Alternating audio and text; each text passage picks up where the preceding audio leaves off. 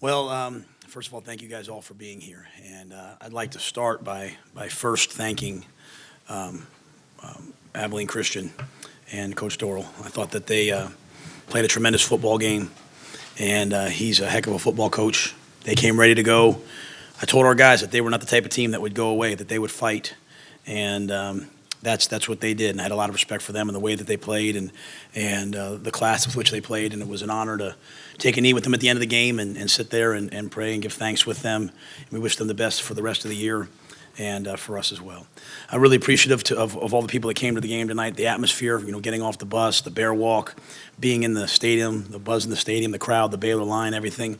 Really is one of the great places on game day, and I'm just grateful to them and happy that we could get them a win. And really happy for all the people that have supported this team and this football program, Dr. Livingstone, who's here, Mac Rhodes, Jeremiah Dickey, all of the people here at Baylor. I truly believe that, sometimes we wrestle with, hey, can you be elite at things and still stand for something? And Dr. Livingstone's vision, Mac Rhodes' vision is, you can try to go be elite in football, and you can try to go be elite as a research institution and still stand for something. And so I'm proud of our guys, and but I'm thankful to them for all of their support and along this journey. And then most importantly, I'm really, really happy for our players. And they've been through so much, and for them to battle and win and finish. I challenged our team. I didn't want to be a front-running team. And the fact that we were able to go out there in the fourth quarter and get a fourth-quarter shutout defensively, and they started with the ball in the 27 or whatever it was to start the fourth quarter. To me, that showed resilience. It showed moxie. It showed all the things that we're looking for. And so it wasn't a perfect game. We have a lot we have to correct, as you guys all know.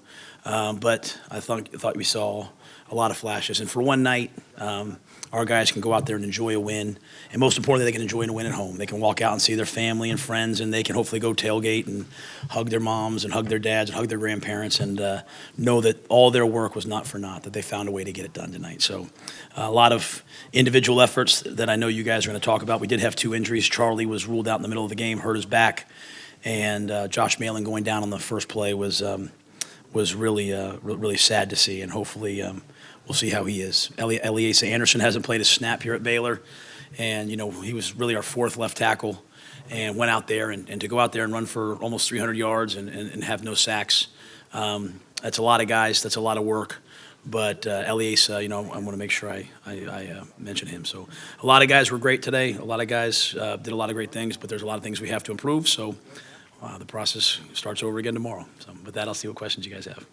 Matt, how difficult was that deciding to starting quarterback? Really difficult and not difficult, because I knew I was going to play them both, but really difficult in terms of just being fair. But it was really difficult who to start at tailback too. We had 200-yard rushers tonight, and I knew they both could play. And we have Platt, but we have Tyquan Thornton out there as well. And so we have Mims, but we also have Pooh. So it's always hard at any position. But I thought both guys did a great job over the course of camp. Both guys went out there tonight and moved the football and found a way to, we threw for 300 yards. We had the one interception. It was a tip ball, and it was a heck of a throw by Charlie, and we just kind of couldn't come down with it. But so I thought both guys found a way to make things happen. Both guys made big plays, and I was ready to put Gary in there if we needed. I was trying to save him with this new 4-game redshirt rule, and without knowing what the deal is with Charlie in terms of the extent of his injury. I thought best maybe to sit Gary and get Garrett in there at the end, but. It wasn't easy, but it's never easy because you're deciding, young people's fates, and I think it has to be very, very, very well thought out and intentional when you make those decisions. You say you don't know the extent of Charlie's back injury? Yeah, during the game they just tell me so and so's down. I don't, have I don't get a lot of information, so I don't know if that's he could have come back, he could practice tomorrow or not, So I don't really know the extent of Malin's injury. It certainly did not look good, So I'll find out.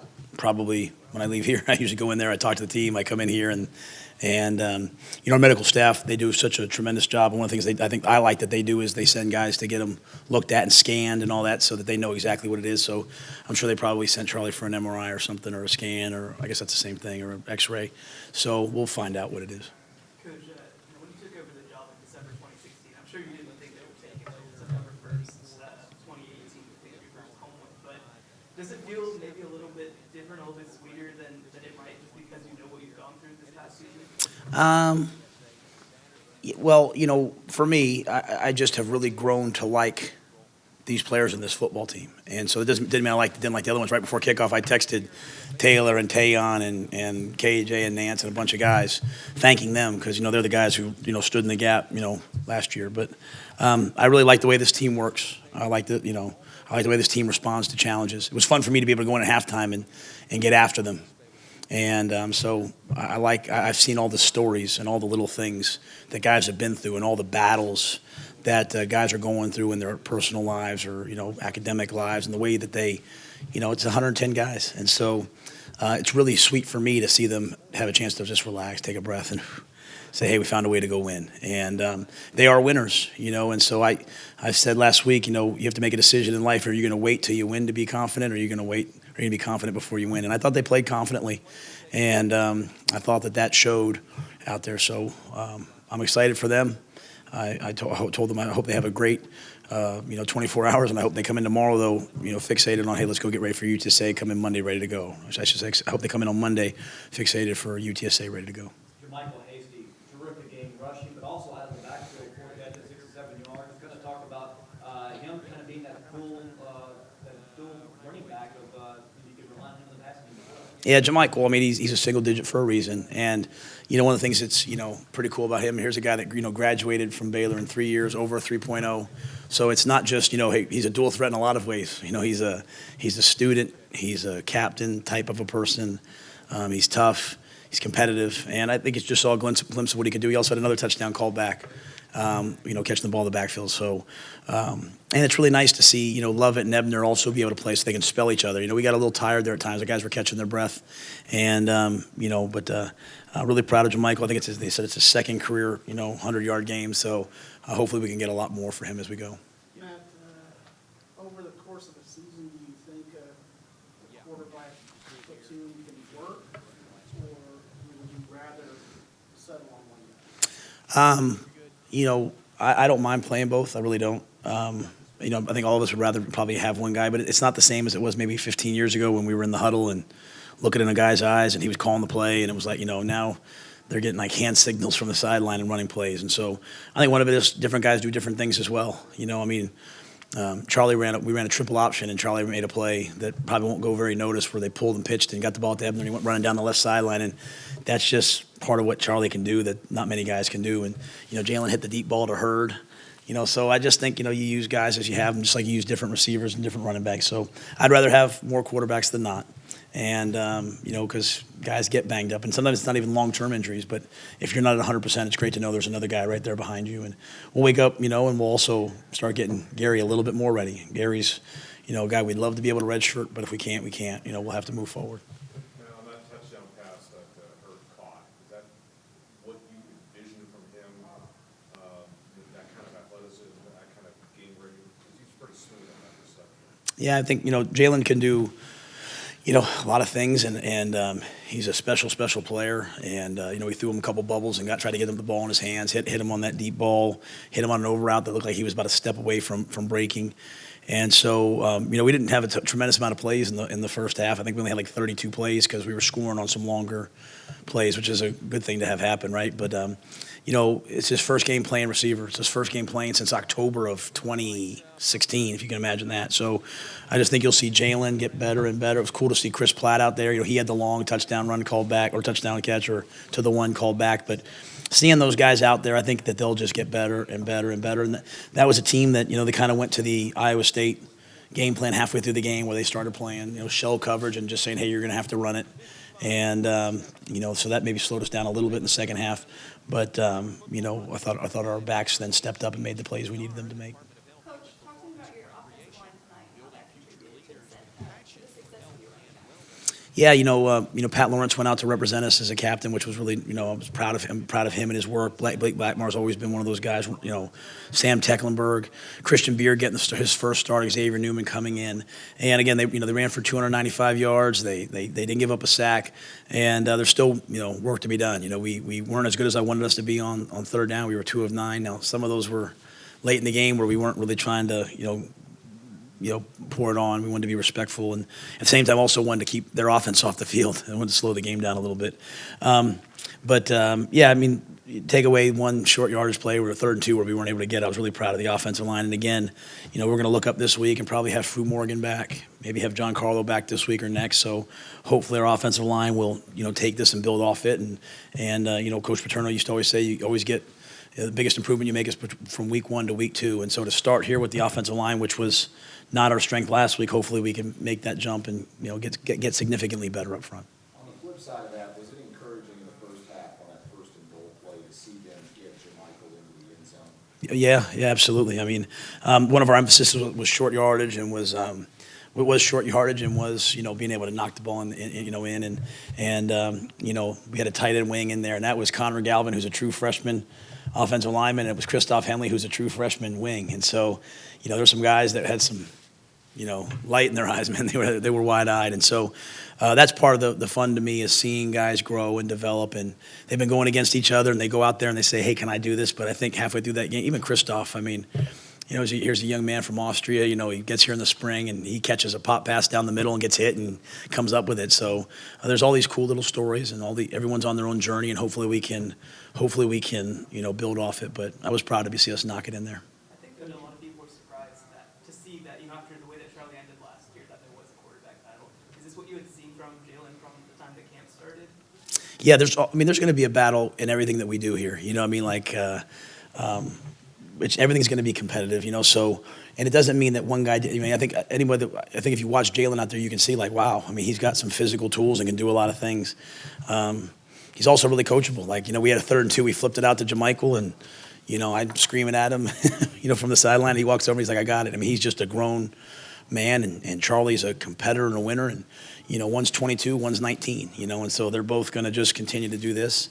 But to me, I want to have good players. I want to have as many as I can, and I want to have as many of them play. I mean, so even at the end of the game, you saw, Josh Fleeks get in there and kind of wait his turn, and, he just kind of takes off. And there's going to be a day this year where Fleeks is out there, busting at the seams. And so it was a good start. I wanted to make, especially in game 1, we'll make some more decisions as we go at every position, but you have to kind of see it on tape first. And so, I'd seen what Charlie could do. It just didn't seem right to me to not put Jalen in the game in the first quarter and see what he can do. And he hasn't had a lot of game reps, But he got out there. The moment wasn't too big for him. Charlie came right back, hit the deep post to Mims. And so I'm excited. If I could put both of them on the field at the same time, I probably would. Matt, just like Charlie and Jalen have different skills, is that the same way with Jermichael and Lovett? You think that they can bring something different, maybe with Jalen better? Yeah, I mean, they're both good runners, but Jermichael's maybe a little more of wiggle. Lovett's a little more downhill, but they both find a way to get yards. And Tristan, I thought, came out of the backfield tonight and caught some balls and got hit as he caught some balls, which were some big plays for us. And so, I think we have 3 good backs. And, I was sitting there debating whether to put Squirrel in, Craig Williams, but I know we're going to need him at some point, and I didn't want to burn one of those 4 games tonight on him. And Abram Smith got in there at the end. It was kind of fun. Abram coming off 2 ACLs. I mean, here's a young man from Abilene, tears his ACL in high school. He signs with us. First day of practice, tears his ACL again. First day, when we started in that spring. And so all he's done is work, and he had a good camp, and it was nice to see him get out there and play. So, I liked our running back room all along. Jeff Nixon's done a great job with them. And Kirk Bryant, who's our offensive GA, he's a really good young coach, and he's done a fantastic job with those guys as well. And so, that was a step that we needed to make. Yep, he's had a great camp. He's had a great camp. Missed practice one day because he was going to go graduate, which seemed like it made sense to miss the scrimmage to go graduate. But he's been like that all along. And here's what's important to me for you guys to know. He ran down on kickoff tonight. He didn't just go play running back. No, he ran down on kickoff. So, that number 6 means something. And he didn't just run down on the first one. So opening kickoff the second half, Jermichael Hasty's running down the field. And so there's a lot of guys like that are saying, hey, I'm all in. John Lovett ran down on kickoff tonight. Marcus Jones, everyone thinks, I said when I gave him the scholarship, I said, it's not just a nice story. That catch he made in the corner, that's a big-time football catch. I mean, so lots of cool little stories that I like to, look at. But overall, hopefully we can just take one more step this week. But I'm really proud of Jermichael. He's done it consistently for a long time now. What did you see from your defense? What Yeah, just too many big plays, and really, really big plays off, kind of, there were two kinds of big plays tonight. There were some double moves and trick plays that fooled us, and we knew that was going to happen. Like we said, hey, this is going to happen, play through it.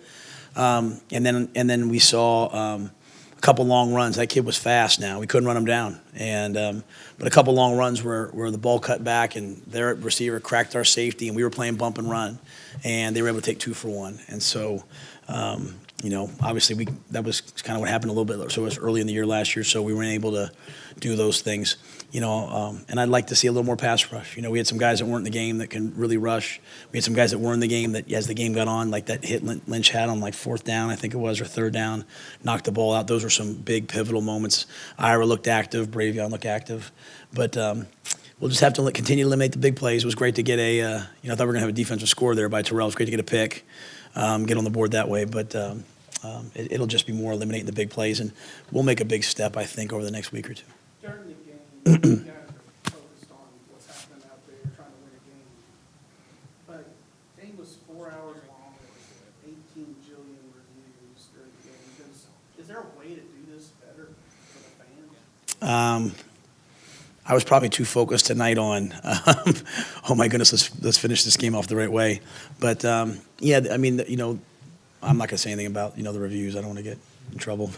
And I'm not saying I have anything negative to say. I mean, I was screaming for a review on the one. But I mean, TV timeout. Yeah. It's hard getting a flow. Yeah, I think we're just kind of used to it now. I mean, this is my 7th year. I have 6 years as head coach.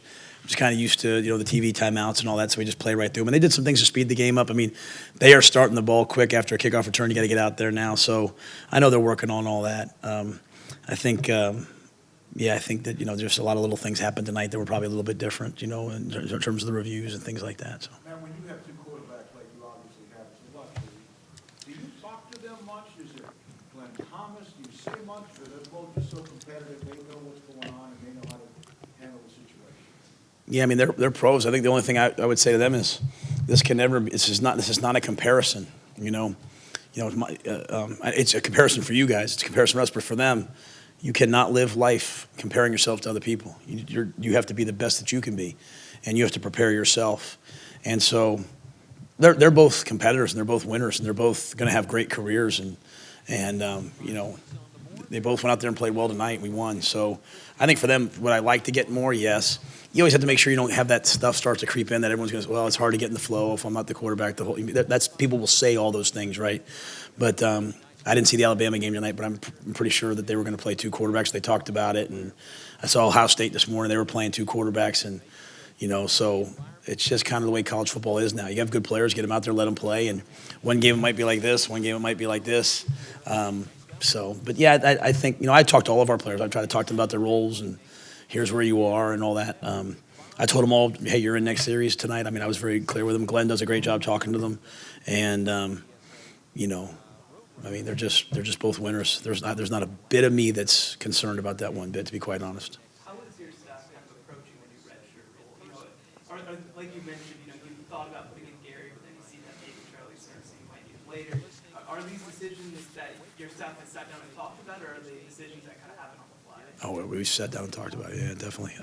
But it's like, hey, you say this is our plan, right? And then you switch midstream because of the different things that happen. It just really came down to more time. If it was, I don't know what the final score was, 55-20. If it was 55-0 at halftime, I might have played someone for a full half. But I looked at Squirrel and I said 9 minutes, and I just think Squirrel's special. We're going to use him at some point.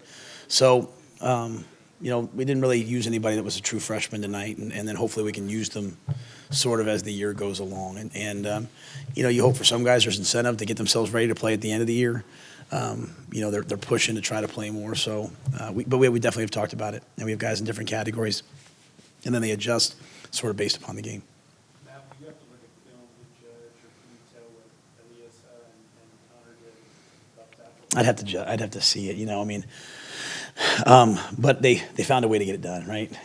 We have this little stupid little saying that we say all the time, and we're like, we say our standard is to be elite. What does it mean? We say do exactly what you're asked to do, whatever it takes. Do exactly what you're asked to do, whatever it takes. And so Eliasa went out there and was whatever it took meant tonight, and we found a way to get it done. And so, a lot of times, guys will say, well, I tried, but it was this, but it was that. Elias, I went out there and played, and I couldn't be happier for him.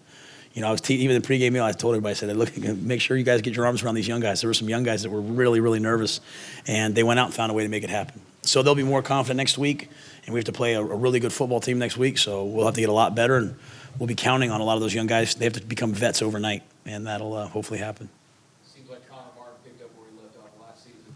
Probably being a reliable guy for you. Yeah, I looked at him, I said, can you make it? Because that was just a terrible decision on third down. We should have just thrown the shallow cross and gotten field goal range, and that was on me, and he's like, yeah. So we kicked it, and he knocked it right through. And so happy for him, and it's just really good for everybody to know that, hey, we have a guy that can go out and get points. I think that was his career long. Is that correct?